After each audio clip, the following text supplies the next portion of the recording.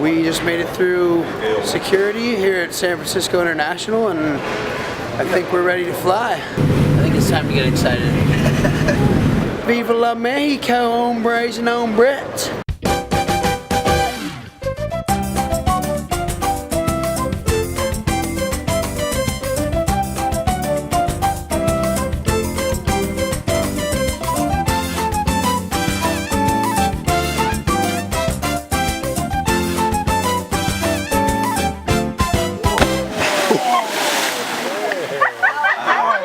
We just ordered 15 tacos from the taco stand in the background.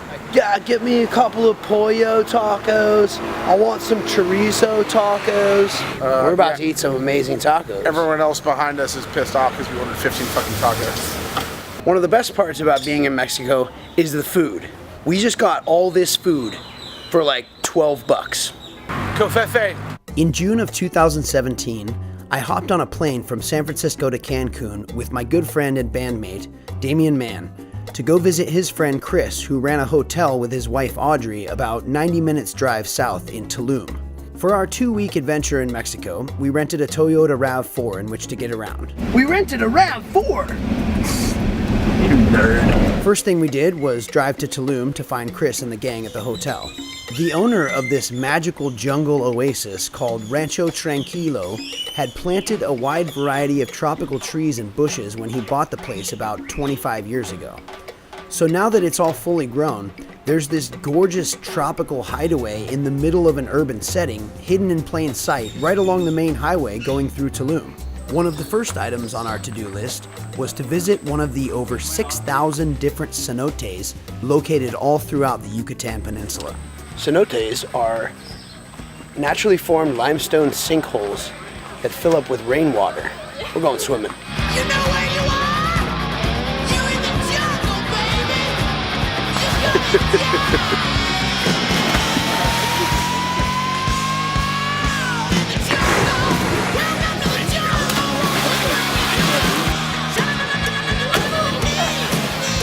We're looking at scuba divers there. Yeah, that's those. Yeah, those are the tanks. Mm-hmm. And that's 900 feet deep. Well, not where they are, but Right. it goes 900 feet deep. Is what they just told me. I'm gonna look like an idiot, but I'll try. That's fine. It'll look great.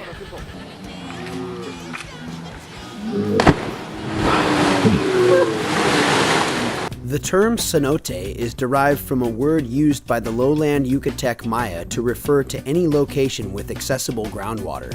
Cenotes are natural pits or sinkholes resulting from the collapse of limestone bedrock that exposes groundwater underneath, creating a surface connection to subterranean water bodies. They're formed over millions of years by dissolution of rock and the resulting subsurface void, which may or may not be linked to an active cave system. They also make for some of the most spectacular swimming holes you'll ever visit. Oh my God.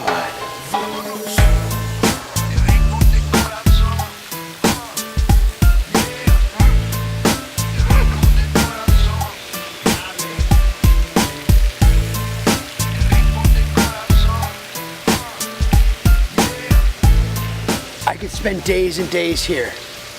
There's these little baby catfish that come up and they'll nibble on your toes. It's cute, tickles. There's also these stalactites on the ceiling with all kinds of little birds' nests in them and like these little waterfalls. This is paradise. We found paradise.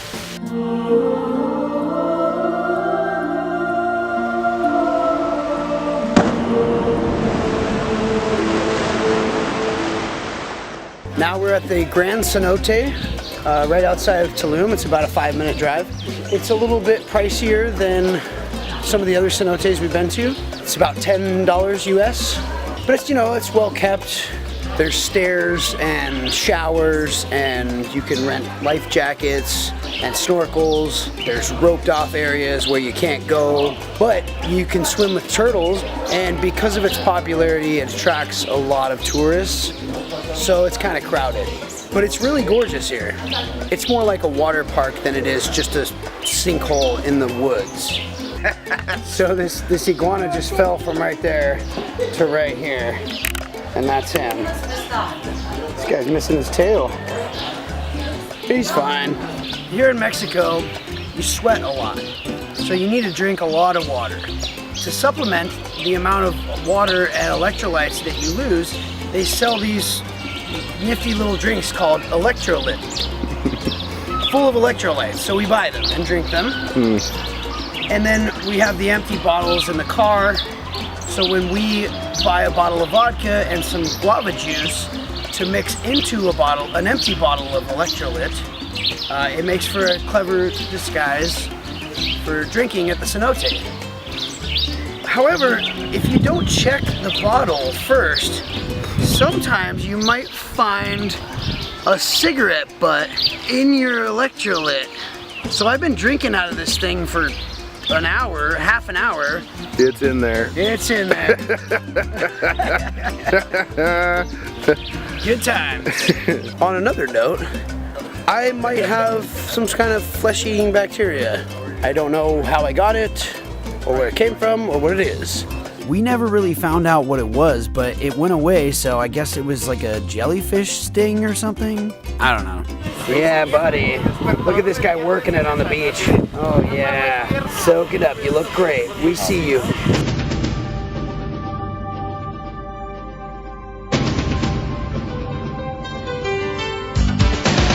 people stand in the darkness. It's 7:30 in the morning, and it is monsooning out here. And the thunder is damn near deafening.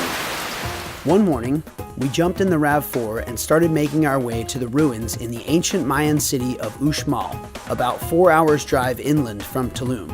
Along the way, we stopped at this cute little Mayan restaurant right outside the city of Muna in the middle of the jungle. It was magical. But don't get much better than this. This is why we travel. Lodging was cheaper outside of Uxmal, so we got a hotel room for $45 at Hotel Uxmal, right outside of Uxmal, with a view of the ruins in Uxmal. Uxmal. What did you order? Beef, a fillet of pollo, which is chicken breast. Okay. Guacamole. Guacamole, camarones ajillo. Camarones, Club ajillo. sandwich. And spaghetti, and then that's a club sandwich. Oh, yeah, I guess chicken parmesan. We eat lots of food.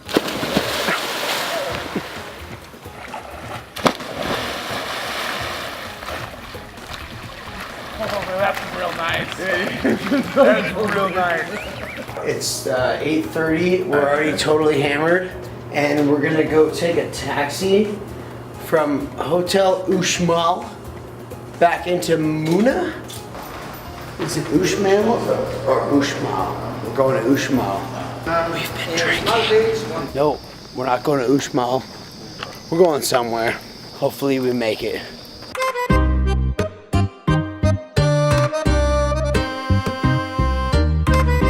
After a night of heavy drinking, we're up bright and early. It's about 8:30, and we're at the Uxmal ruins. I hear it's amazing.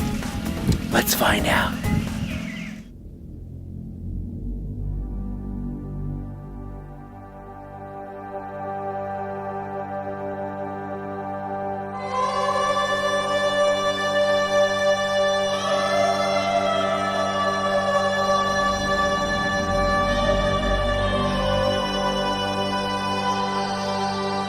These ruins are considered some of the most important archaeological sites of Maya culture and have subsequently been designated a UNESCO World Heritage Site. I didn't shoot enough footage here to give you a proper rundown of the full history of this majestic place, but most of the city's construction took place between 850 and 925 AD, while Uxmal was the capital of a late classic Maya state. The ruins are one of the most outstanding examples of the Puuc-style architecture that experienced its greatest extent during the Terminal Classic period. The city's estimated population of 15 to 20,000 people is a rough guess. For more information, Google it.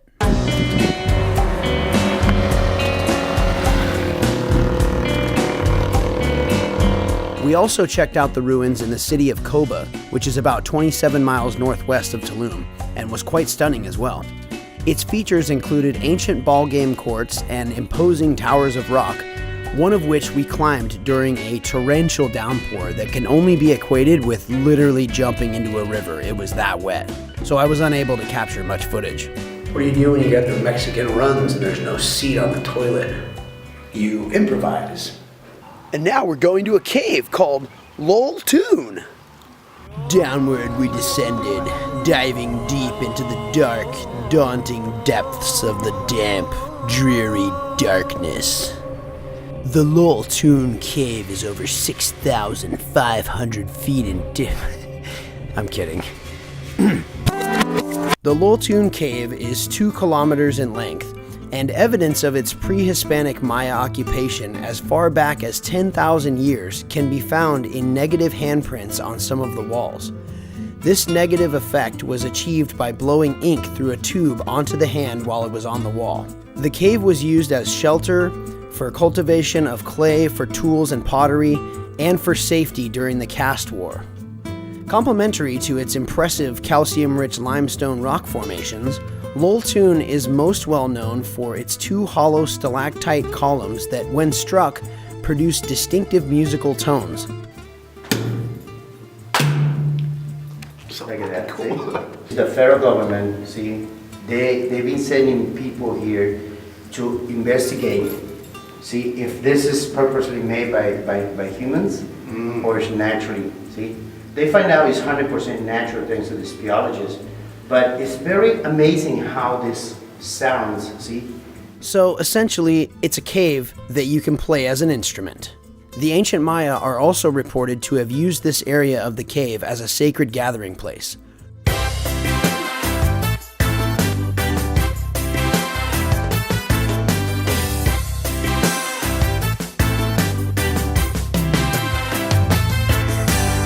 A 110 kilometers northeast of Lol Tune is the city of Merida, which is the capital of the state of Yucatan and the largest city on the peninsula. We rented an Airbnb and spent a few days tripping around the city. It's so cute. There's cute. 3 bathrooms in here. Can you guys shut the fuck up? We got Wi-Fi, 3 bathrooms. We even have little miniature Mayan couches. So now we're gonna go out on the town in Merida. I got a feeling balls and Elijah's gonna suck my. So it's happy hour here at this random bar we stopped at here in Merida, and it's literally 2 for 1. Not like half off or well drinks or $1 off. It's literally 2 for 1. You order a shot, you get 2 shots. Look at this patio. They charge us.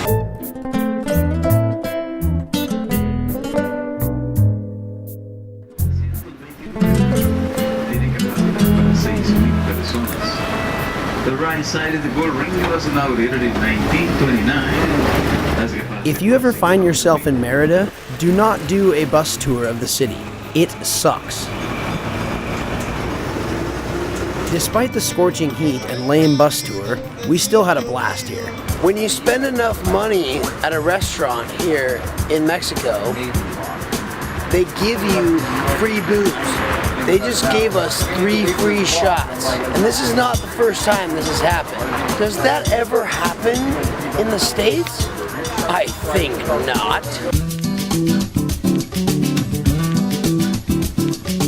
We meandered through the streets, admiring the architecture, sampling the local music, cuisine, and spirits, and learning about, well, slavery in City Hall.